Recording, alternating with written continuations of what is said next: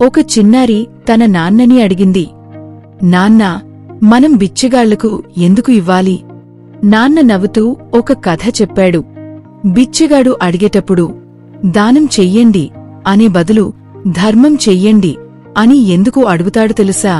పూర్వకాలపు భారతీయ ధర్మం ఏమిటంటే, సంపాదించిన సంపదను 4 భాగాలుగా విభజించాలి.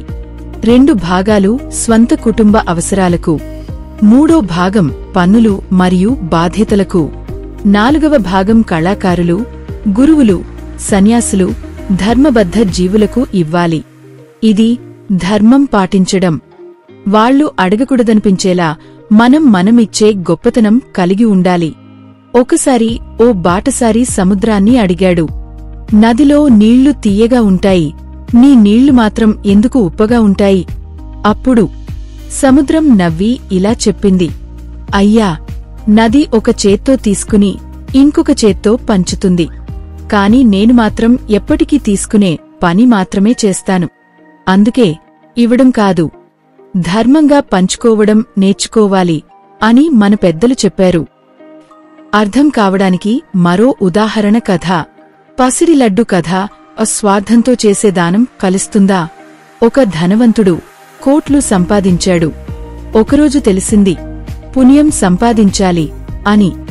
ఆలయంలో బ్రాహ్మణులకు బంగారు లడ్డూలు పంచడం మొదలుపెట్టాడు. ప్రతి లడ్డూ బంగారంతో నింపబడి ఉండేది. ప్రజలు పొగడేవారు.